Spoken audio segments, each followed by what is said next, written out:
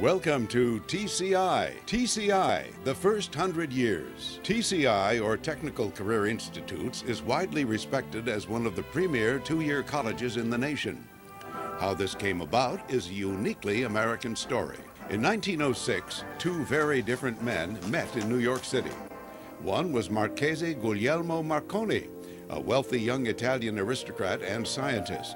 The other was 15-year-old David Sarnoff, a penniless Jewish immigrant from Russia, and office boy to Marconi in his American company, Marconi Wireless Company of America.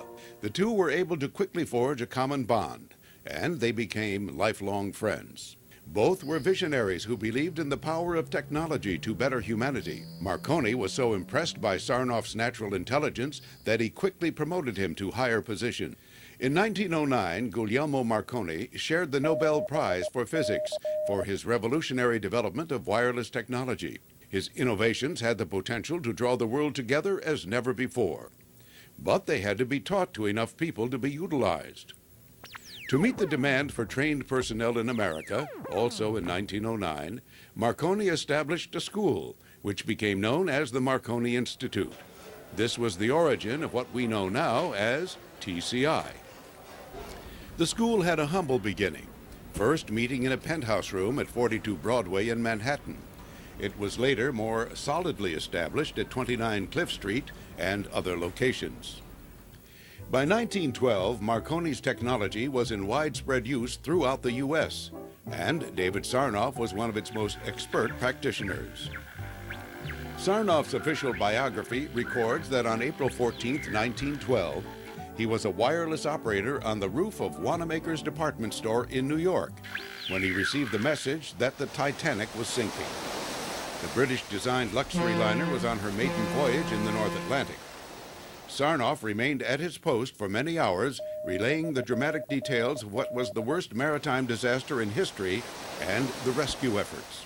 In 1912, Sarnoff started teaching at the Marconi Institute. World War I engulfed the U.S. in 1917 and transformed the Marconi Institute. The U.S. Navy took over Marconi's American company's activities. This included the school, which now primarily emphasized the training of wireless operators and technicians for the armed forces and the police. After the war, young Assistant Secretary of the Navy, Franklin Delano Roosevelt, and many others in government concluded that national security required American ownership of the Marconi Company's U.S. assets, including the school. If ownership was not transferred to American citizens, the government was going to close down all of Marconi's American businesses. To satisfy those concerns, the Radio Corporation of America, RCA, was founded in 1919 to take over Marconi's U.S. business.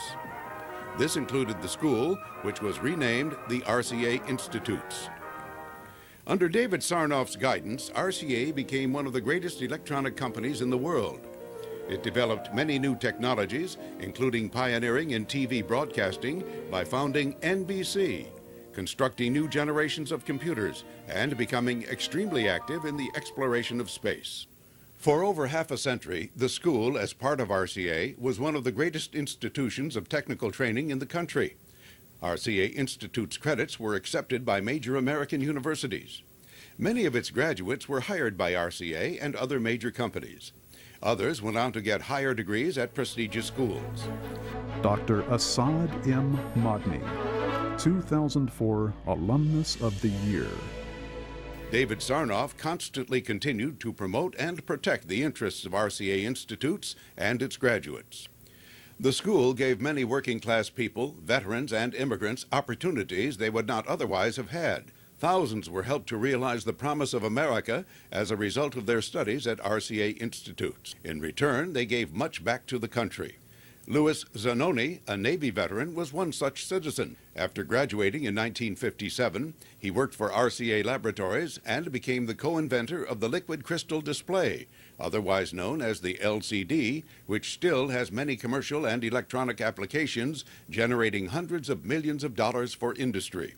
The RCA Institute in New York City changed my life, changed my career, and it was the best choice I've ever made.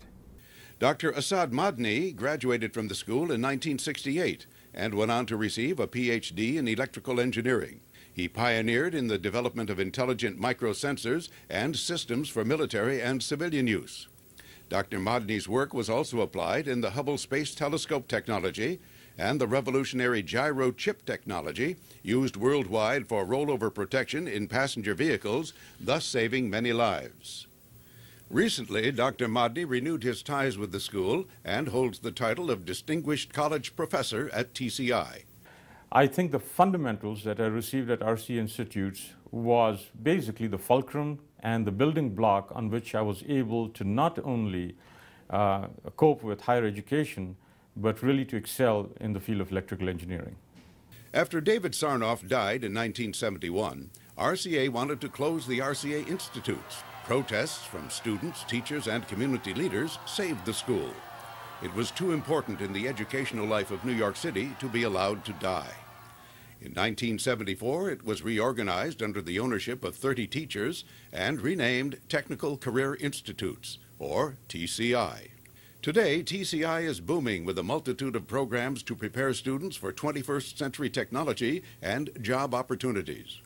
Recent graduates continue to acknowledge the worth of a TCI education. I think that this school has so much potential, and there's so much ability here for students to learn and develop and become the people they want to be. It's just amazing to watch that transformation happen. My name is Sergeant Marquise Dawkins. I attended TCI. I'm grateful of that computer skills that I was able to carry from TCI into our great Army.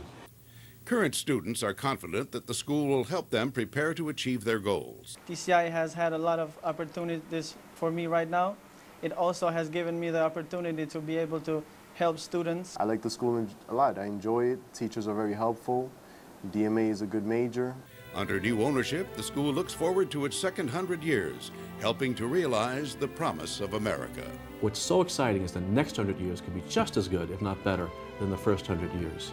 We have the intelligence of faculty and the capabilities of our programs to look at what the new technologies are happening in this century, what the exploding new technologies going to occur in this century, and to be at the forefront of that education.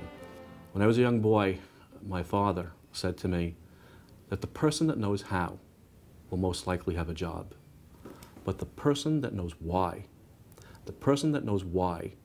will be their boss.